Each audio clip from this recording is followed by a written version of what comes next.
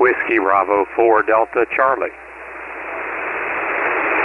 Whiskey Bravo 4 Delta Charlie, roger, roger, what's the name? 4 Delta Charlie, roger, roger, what's the name? Hey Jim, the name is Dale, Delta Alpha Lima Echo, and I am in the northern part of South Carolina. Roger, roger, Dale, sounding really good, sir. What radio are you running? Sounding really good, sir. What radio are you running? I'm on a FLEX-8600 and using an old Shure SM58 microphone. Oh, roger that, roger that. Gosh, what that radio, that FLEX-8600, does it have a transmit bandwidth selection? In other words, does it have like 3 different selections, or do you just have? Can you adjust those transmit bandwidths? Can you adjust those transmit bandwidths? Yeah, Roger, you can adjust the transmit bandwidth, and I have it at 100 to 2900. Yes, sir, absolutely perfect. And then the input to that compressor processor, is it 0 to 50, 0 to 100, or how does that work? 0 to 100, or how does that work? Well, that one is not as adjustable like that. There's basically 3 settings. If it's on, there's a normal, a DX, and then a really good DX. So this is just the normal, and what this should be is just, you know, enough compressing to be there, but not an overwhelming amount of compression. Roger, roger. You're talking about 3 dB or so? Roger, roger. You're talking about 3 dB or so? Yeah, it's probably, let's see here. This is actually around 5 dB is what it's showing. Yeah, that's fine. That's fine. Then I know you don't have an AOC meter, or do you? C meter, or do you? Well, it's not conventional. So there is a level meter, and I'm running it kind of what Flex recommends with the peak not going red, and then the average level kind of in the half to 2/3 range. Roger, roger. You'd like to be maybe running about a 4 dB dynamic range, whereas normally we suggest a 3 dB dynamic range.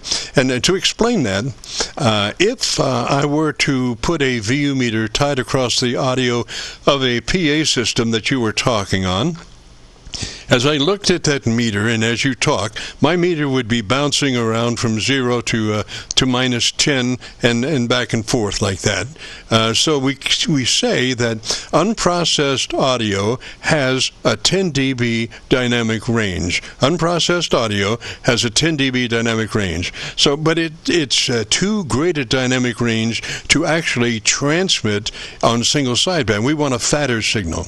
So what we want to do is convert that 10 dB dynamic range to a 3 dB dynamic range.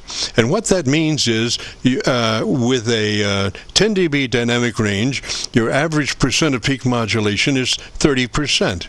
But with a 3 dB dynamic range, your average percent of peak modulation is 80 to 85%. So that's a nice fat signal. But it's a signal that the words still have life. They're not jumbled up like you're trying to talk to the moon or something. They're very clean, and they have 3 dB dynamic range to move. What happens if you go past 3 dB and continue to crunch your audio? If you get up to 2 dB, 1 dB, it's almost impossible to understand the words because they're so distorted. And for another word, then if we were backed off to a 3 dB dynamic range and 80 to 85% of peak modulation, Roger. 85% of peak modulation, Roger. Yeah, Roger, Roger.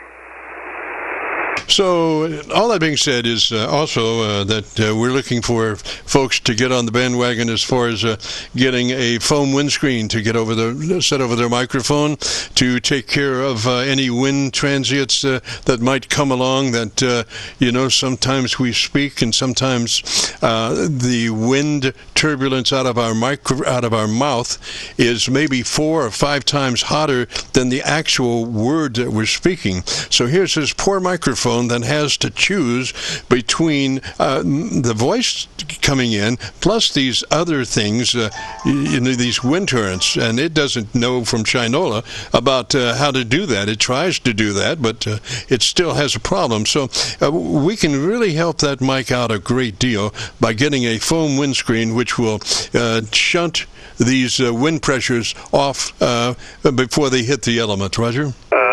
Before they hit the element, Roger? Oh yeah, and I use the windscreen, so I certainly adhere to that advice. Yes, sir, and past the point that a good windscreen, foam windscreen, does not hinder the audio in any way. I mean, it's still passing, the top frequencies just fine. They don't. A good windscreen does not roll off that, Roger. Windscreen does not roll off that, Roger. Oh, Roger. Yeah, I always try to use the windscreen, and then plus for the pops and stuff too. So that's always a good operating technique. Yes, sir, and it just makes the voice just pristine. There's no trail of any kind of stuff. Like take ICOM and their supplied hand mic, the one that Bob Heil made for the ICOM 7300 7610. That microphone is just ideal, but you have to work it in a specific manner. You can't talk directly into that element. You have to pull that microphone, the handheld mic that's supplied with the 7300 or the 7610. You have to pull it to the corner of your lips and talk across it. And if you do that, then your audio is just pristine, Roger? Your audio is just pristine, Roger? Oh yeah, well I think a lot of hand mics sound better if you talk across them instead of into them. Yes, sir. That's true. But more important on the electret mics, because they are so sensitive.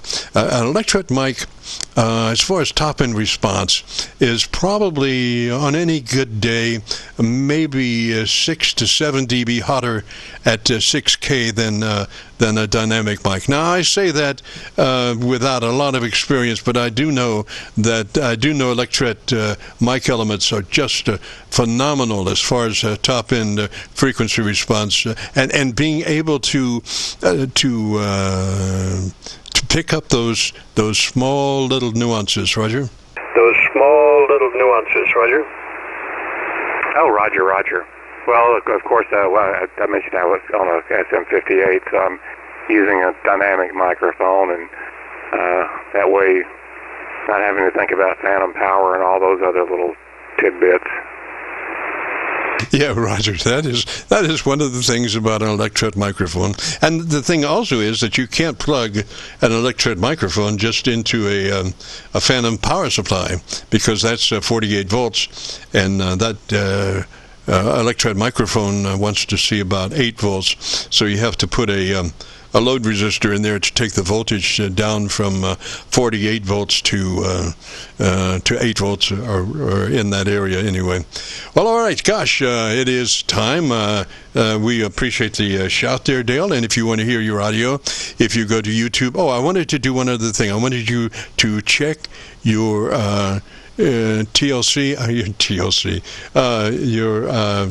your ALC. I want you to check your ALC level. That is the one where you go audio and adjust your mic level until your ALC meter is running 2/3, Roger. Sound like you might have been just a little light. 2/3, Roger. Sound like you might have been just a little light. Okay, well let me do a double check on that. Audio. Let's see, I could bring it up just a little bit. How about that? Audio. How is that? Yes, sir. You got it going on, bud. And like I say, that audio, if you go to YouTube, do the call letter search KC9VKV, followed by the word logbook, and it'll take you to this recording, and I'll have it uploaded by noon tomorrow, Roger. Roger. Okay, sounding good, sir. 73 that way. Sounding good, sir. 73 that way. All right, 7-3, Jim, and thank you, WB4DC. Roger, Roger, Dale 73. This is the Friday afternoon Qso-Vlog net, and if you participated in today's show and want to hear your audio, if you go to YouTube and do the call letter search for Kilo Charlie 9, Victor Kilo Victor, followed by the word logbook, will take you to this recording. It'll be cut number 1 in a series of 3,500, and I'll have it uploaded to YouTube by noon tomorrow. So, with all that being said, this is Kilo Charlie 9, Victor Kilo Victor, returning the frequency back to normal amateur radio use.